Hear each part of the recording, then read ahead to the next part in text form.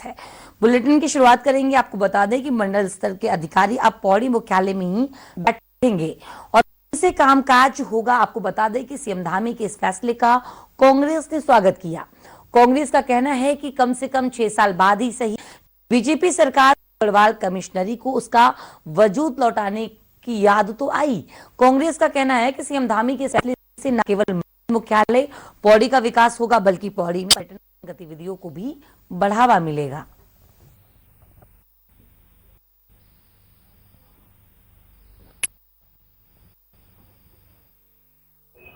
कि 6 साल की सरकार को ये पता नहीं है कि मंडल मुख्यालय में हमारे मंडल कर्मचारी बैठ रहे हैं कि नहीं बैठ रहे हैं, मंडल स्तरीय कर्मचारी। और आज सीएम को समीक्षा नहीं पड़ रही है, जबकि पौड़ी जनपद से सर्वाधिक मंत्री होते थे कभी, और आज भी मेरे ख्याल से अन्य जन की अपेक्षा पौड़ी में 2 या 3 मंत्री हैं। अगर उस मंडल की क्या स्थिति है तो नाल हमारा जो कुमाऊं वहां कितने अधिकारी बैठ रहे होंगे, में अधिकारी नहीं बैठ रहे हैं, तो अन्य जनपदों की स्थिति क्या होगी, क्या आप सोच सकते हैं। लेकिन सरकार अगर मुख्यमंत्री को हस्तक्षेप करना पड़ेगा तो मैं समझता हूं कि बड़ा ही इस प्रदेश का दुर्भाग्य होगा कि अधिकारियों को, अगर सरकार निरंकुश अधिकारी हो गए हैं, सरकार की नहीं सुन रहे हैं, मंत्री की नहीं सुन रहे हैं, तो आप क्या कह सकते हैं, कल्पना कर सकते हैं कि कैसा शासन प्रशासन प्रदेश में चल रहा हो। और उधर बीजेपी का भी कहना है कि सीएम धामी का फैसला सराहनीय है। अब फैसले के बाद पौड़ी समग्र विकास हो सकेगा। जब मंडल स्तर के अधिकारी पौड़ी में बैठेंगे, कमिश्नरी की रौनक दोबारा लौटेगी।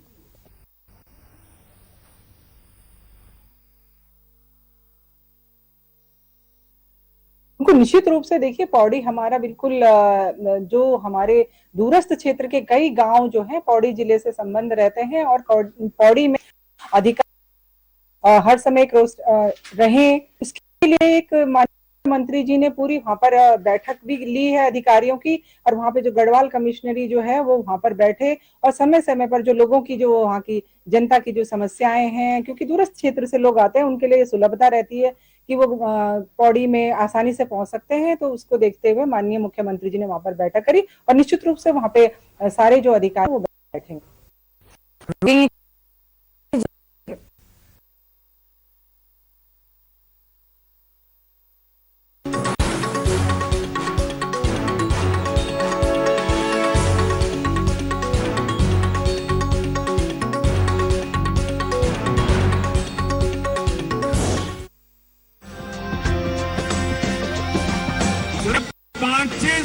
भीतर यूपी ने अपनी एक नई पहचान स्थापित कर ली है और डंके की चोट पर कर दी। माननीय प्रधानमंत्री श्री नरेंद्र मोदी जी के विजन के अनुसार मुख्यमंत्री योगी आदित्यनाथ जी के कुशल नेतृत्व में आयोजित हुए ग्लोबल इन्वेस्टर समिट 2023 में रिकॉर्ड 33,50,000 करोड़ रुपए से अधिक के 19,000 से ज्यादा के MOU 93 लाख से अधिक युवाओं को रोजगार के मौके मिलेंगे। पूर्वांचल, बुंदेलखंड, पश्चिमांचल, मध्यांचल के सभी जिलों के लिए निवेश प्रस्ताव प्राप्त हुए हैं। निवेश प्राप्त करने में यूपी के टॉप 5 जिले हैं: गौतम बुद्ध नगर, आगरा, लखनऊ, गोरखपुर एवं वाराणसी। ग्लोबल इन्वेस्टर समिट प्रदेश के विकास को एक नई गति देने और अर्थव्यवस्था को $1 ट्रिलियन बनाने में मील का पत्थर साबित होगा।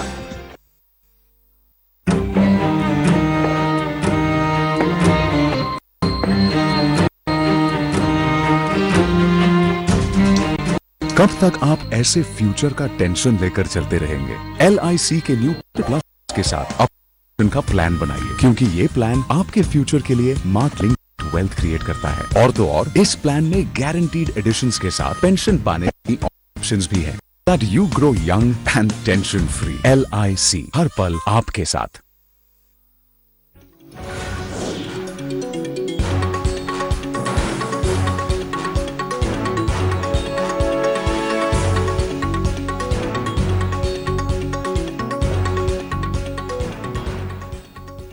ब्रेक के बाद आपका स्वागत है। खबरों में आगे बढ़ेंगे। आपको बता दें कि उत्तराखंड में 4 धाम यात्रा लेकर प्रशासन ने तैयारियां शुरू कर दी हैं। उत्तराखंड के डीजीपी का कहना है कि यात्रियों को किसी भी तरह की कोई परेशानी ना हो, इसका खास ख्याल रखा जा रहा है। यात्रा मार्गों पर पुलिस बल की तैनाती की जा रही है।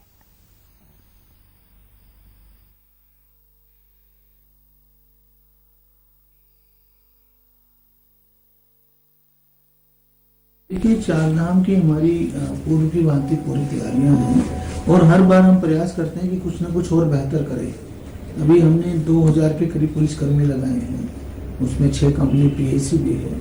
एसडीआरएफ की टीमें 28 जगह लगी हैं चार धाम यात्रा रूटों पर, और जल पुलिस की भी टीमें 16 जगह पे लगी है। इसके अलावा 33 पॉइंट हमने ट्रैफिक के आइडेंटिफाई किए हैं जिससे यातायात सुगम चलता रहे, और 57 जगह पे टूरिस्ट पुलिस केंद्र बनाए हैं। कुल मिलाकर के हमारा प्रयास है कि चार धाम यात्रा पूरी तरह सुगम हो, सुरक्षित हो, यात्रियों को, तीर्थयात्रियों को कम से कम असुविधा हो। तो उसी और जो उनको जैसी जिस भी तरह की हेल्प की जरूरत है वो पुलिस द्वारा दी जा सके। और हम इसको उत्तराखंड पुलिस ऐप्स में भी इसकी डिटेल डालेंगे। हम ये भी अपील कर रहे हैं कि हर आदमी जो चार धाम यात्रा कर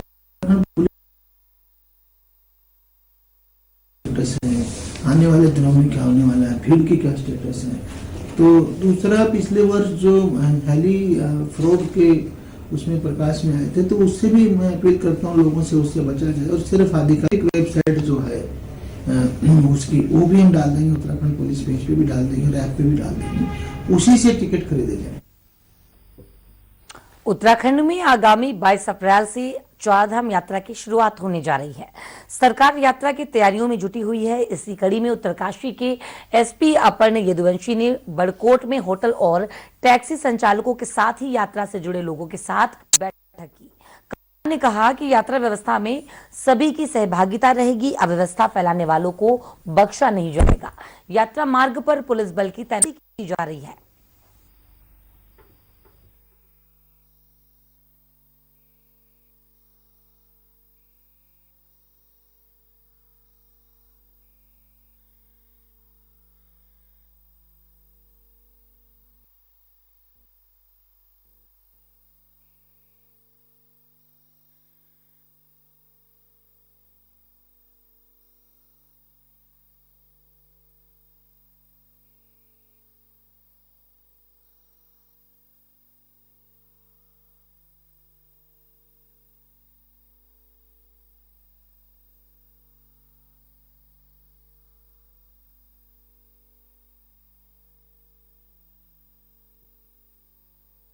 नैनीताल की राजभवन रोड पर एक गुलदार सड़क पर दिखाई दिया। बता दें कि डिग्री कॉलेज गेट के पास से किसी राहगीर ने गुलदार को जाते देख उसका वीडियो बनाकर सोशल मीडिया पर वायरल कर दिया।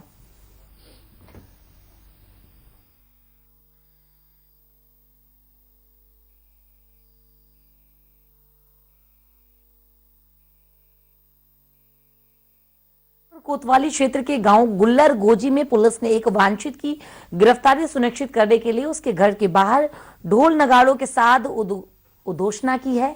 बता दें कि वांछित आरोपी नईम अहमद को 1 माह के भीतर सरेंडर करने का समय दिया गया है।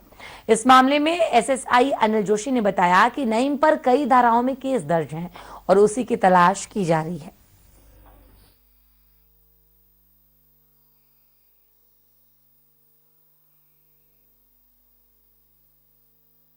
कोतवाली जसपुर क्षेत्र में एक नईम अहमद सुनाब अशरफ अली है, गुलरगोजी का रहने वाला। इसके खिलाफ कोतवाली जसपुर में एक 420 68 का मुकदमा है जो काफी दिन से लगातार फरार चल रहा था, जिसमें पुलिस द्वारा इसके खिलाफ 82 का नोटिस प्राप्त किया और उसकी तामील आज की गई है। जो नियमानुसार कार्रवाई होती है कार्रवाई अमल में लाई गई है। यदि मान्यालय पुलिस के समक्ष उपस्थित नहीं हो तो उसके नियमानुसार 83 CRPC के तहत कुर्की वारंट प्राप्त कर संपूर्ण संपत्ति कुर्की कार्रवाई अमल में लाई जाएगी। रुकेंगे एक छोटे से ब्रेक के लिए, जल्द लौटेंगे।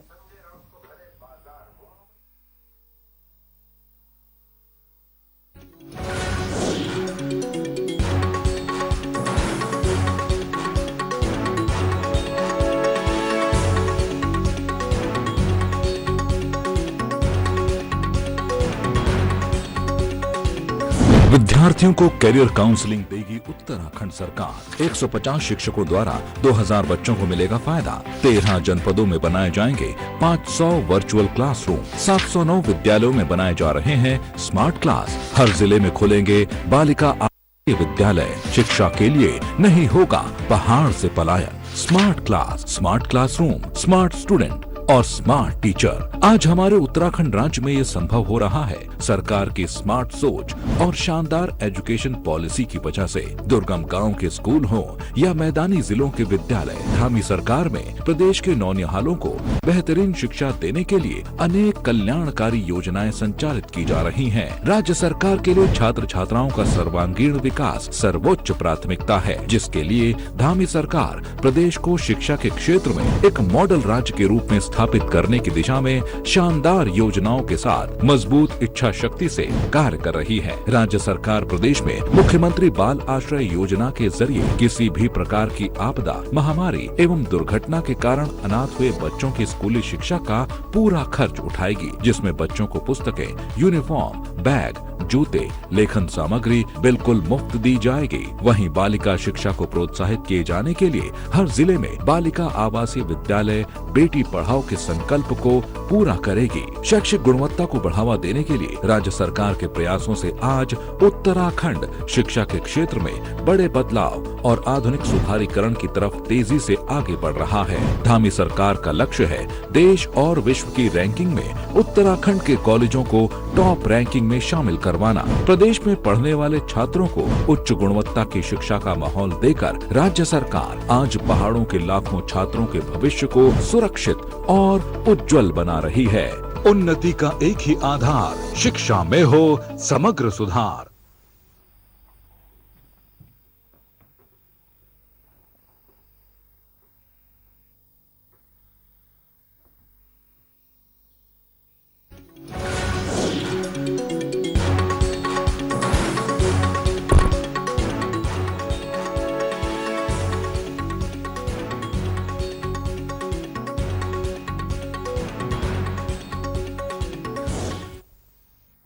तेरह मार्च से गैरसैंण में शुरू हो रहे हैं उत्तराखंड विधानसभा के बजट सत्र की तैयारियों को लेकर विधानसभा अध्यक्ष रितु खंडूड़ी ने मंगलवार को पुलिस और प्रशासन के अधिकारियों के साथ बैठक की। बैठक में विधानसभा अध्यक्ष ने सत्र के दौरान सुरक्षा के कड़े इंतजाम करने के अधिकारियों को निर्देश दिए हैं। बैठक में तय किया गया कि सुरक्षा को देखते हुए बिना वाहन प्रवेश के विधानसभा के कर्मी भी विधानसभा परिसर में वाहन नहीं ले जा सकेंगे। विधायकों की संस्तुति पर एक और मंत्रियों की संस्तुति पर 2 आगंतुकों को प्रवेश पत्र जारी किया जाएगा। विधानसभा अध्यक्ष ने जिलाधिकारी चमोली को महिला स्वयं सहायता समूहों के निर्मित भोजन के स्टॉल लगाने के आवश्यक निर्देश दिए हैं और साथ ही विधानसभा की कार्यवाही देखने के लिए स्कूली बच्चों को भी आमंत्रित करने को कहा है। हंगामा करना किसी का भी राइट है, डेमोक्रेटिक राइट है, लेकिन हंगामा के साथ साथ सदन चलना चाहिए, अच्छे से चलना चाहिए, क्योंकि एक ऐसी जगह है जहां पर सभी विधायक अपने क्षेत्रों की बात बहुत अच्छे से रख सकते हैं, पटल पर रख सकते हैं और सरकार आपको वहां पर बैठकर सुनती है। तो हल्ला हंगामा ना करके अगर हम अपनी बात को स्ट्रांगली फैक्ट्स के साथ सत्र में रखें तो बहुत अच्छा होगा। 13 तारीख से गैरसैंण में हमारा बजट सत्र शुरू होने जा रहा है, तो उसको किस तरह से और अच्छी तरीके से हम लोग कर पाएं, समन्वय के साथ कर पाएं, सब कुछ आराम से हो जाए, इसके लिए आज ये बैठक हुई है। सुरक्षा की बात हुई, साथ ही साथ कम से कम लोगों को वहां ले जाने की बात हुई। ये निर्णय लिया गया है कि एलओज की रिक्वायरमेंट नहीं होती है, ना अफसरों को ना विधायकों को, तो एलओज इस बार ना अपॉइंट किया जाए। साथ ही साथ नोडल ऑफिसर्स भी जो मिनिस्ट्रीज के माध्यम से आते हैं वो भी कम से कम हो, ताकि जो हम कार्य करने जा रहे हैं वो अच्छे तरीके से हुआ। लास्ट टाइम आपने देखा जब देहरादून में भी सत्र हुआ था तो कम संख्या में बड़े साफ सफाई से और अच्छे से यहाँ पर सत्र चला था। तो इसी प्रयास में कि सब चीज from sound to media to सुरक्षा, सिक्योरिटी, सब कुछ अच्छे से हो जाए। उधम सिंह नगर के जसपुर में एक बदमाश को पुलिस ने गिरफ्तार कर लिया है। दरअसल ये बदमाश एक महिला से रुपए और जेवर लूटकर भाग रहा था और इससे पहले ही वो भागता कि लोगों ने उसे पकड़ लिया और पुलिस के हवाले कर दिया। लूटपाट के दौरान महिला गंभीर रूप से घायल हो गई है।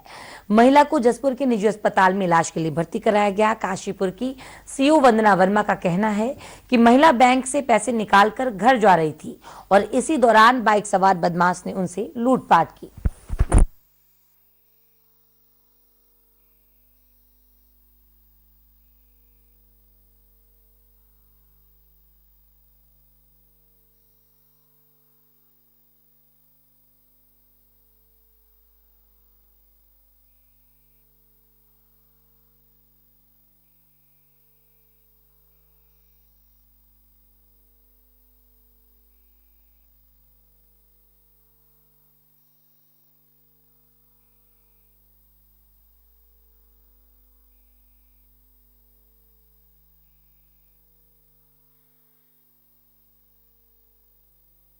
मामला जसपुर में आया था कि एक ये महिला है तो ये बैंक से अपना काम करके निकल रही थी, तो एक मोटरसाइकिल इनके पीछे जो इनका पीछा करने लगी और एक सुनसान जगह पर देखकर ये पीछे मोटरसाइकिल पर बैठी हुई थी, उसी में छीना झपटी करते हुए इनसे रुपयों से भरा बैग छीनने का प्रयास किया और इसी दौरान महिला के डिसबैलेंस होने से गिर के चोट लग गई। उनका उपचार कराया गया है और आगे पुलिस ने इसमें नाकाबंदी करके जो अभियुक्त है उसको गिरफ्तार किया है मय रुपयों के साथ और इसमें हमने मुकदमा दर्ज करके माननीय न्यायालय के समक्ष आशीष को पेश किया है। उत्तराखंड में एक बार फिर से पश्चिमी विक्षोभ सक्रिय हो गया है। मौसम विभाग के मुताबिक देहरादून, चमोली, उत्तरकाशी, रुद्रप्रयाग, बागेश्वर, टिहरी, पौड़ी में कहीं कहीं बारिश होने की संभावना है, जबकि 3500 मीटर या उससे अधिक ऊंचाई वाले इलाकों में बर्फबारी की संभावना है। बारिश और बर्फबारी को लेकर मौसम विभाग ने येलो अलर्ट जारी किया है। मौसम में बदलाव से तापमान में गिरावट देखी जा सकती है।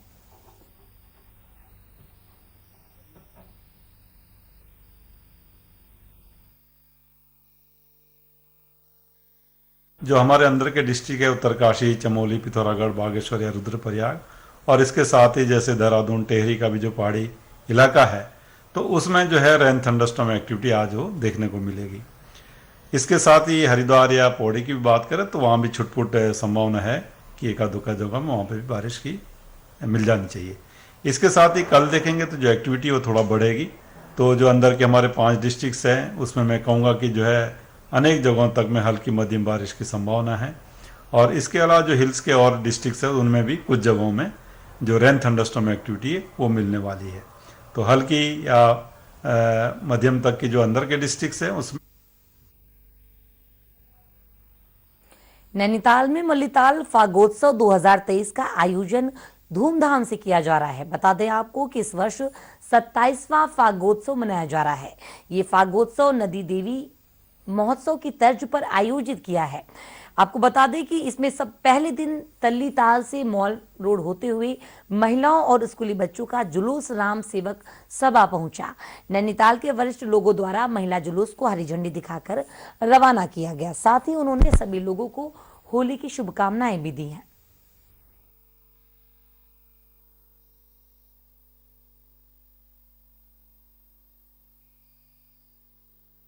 हमारा जो नाटक था उसमें ये दिखाया है कि पिताजी को तो इच्छा थी दहेज लेने की, लेकिन उनके बेटे ने उसका विरोध किया और पढ़ी लिखी अच्छी लड़की से शादी करी जो ही वास्तव में घर की लक्ष्मी होती है।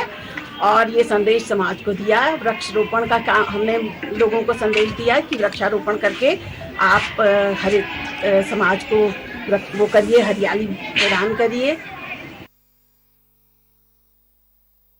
हमारा उद्देश्य था कि छोटे बच्चों को भी, स्कूली बच्चों को भी सिखाना कि हमारी पारंपरिक होली कैसी होती है। होरंग वाली होली ही नहीं होती है बल्कि असली होली जो हमारी पारंपरिक होली है उसका भी हमने ज्ञान यहाँ पर इन बच्चों को दिया, जिसके तहत आज जो है हमारी महिला होली दलों की प्रस्तुति है जिसमें कुल मिला के जो है इस वर्ष 21 टीमें भाग ले रही हैं। फिलहाल बुलेटिन में अभी बस इतना ही। बने रहिए सहारा समय के साथ और मुझे दीजिए इजाजत। सहारा प्रणाम।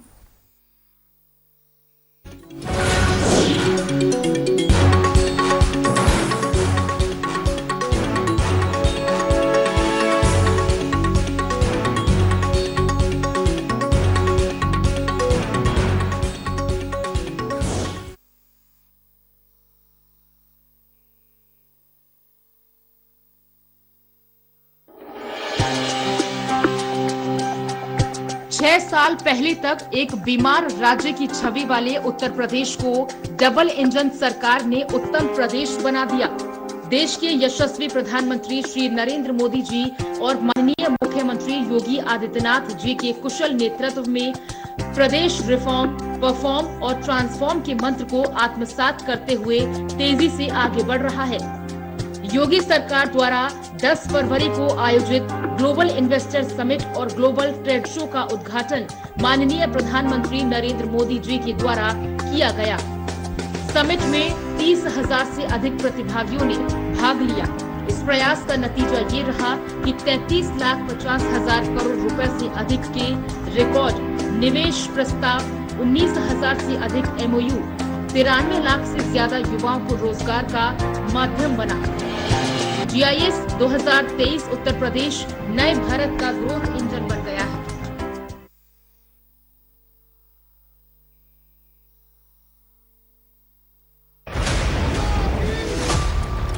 जो हिंदूवादी है वही मानवतावादी है। आपको लगता है कि पूर्वांचल में जो बुलडोजर चलाया गया, बुलडोजर यूपी का एक ब्रांड बना है। यकीन कीजिए मुमकिन है सब कुछ, सिर्फ संवाद। शुरुआत कहाँ से हुई आपके राजनीतिक जीवन में? हाई स्कूल इंटर में जब पढ़ता था तब शुरू हो जाता। मूल मान्यताओं में कमी आई। देखिए मूल्यों का क्षरण हुआ है। 3 तलाक का मुद्दा जो सम्मान माननीय उच्चतम न्यायालय ने दिया है, मैं हार्दिक बधाई देता हूँ। बीजेपी की लोग ही बीजेपी को हराने में जुट जाते हैं, ऐसा कुछ नहीं है। संवाद है तो समाधान। अपना दल के लिए कर रही हैं, भारतीय जनता पार्टी के लिए। गठबंधन को मजबूत करने के लिए है। पंडित दीनदयाल उपाध्याय ने जो सपना देखा था भारत का, माननीय अमित शाह जी के आने के बाद ऊर्जावान धामी सरकार की शानदार ऊर्जा पॉलिसी कर रही है ऊर्जा प्रदेश के 100% विद्युतीकरण का स्वप्न साकार। उत्तराखंड की यहाँ का विकास होगा, यहाँ का संवर्धन होगा और हमारी मुख्य आर्थिकी का आधार हमारी ये जल विद्युत की परियोजनाएं बनेंगी। आत्मनिर्भर सशक्त बन रहा है ऊर्जा प्रदेश। प्रकाश से विकास, धामी सरकार का उद्देश्य।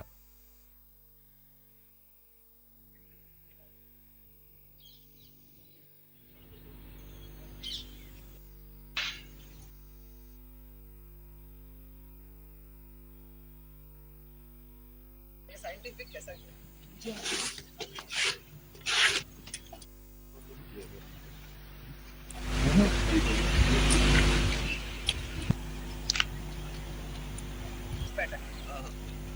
ये साइंटिफिक कैसा है?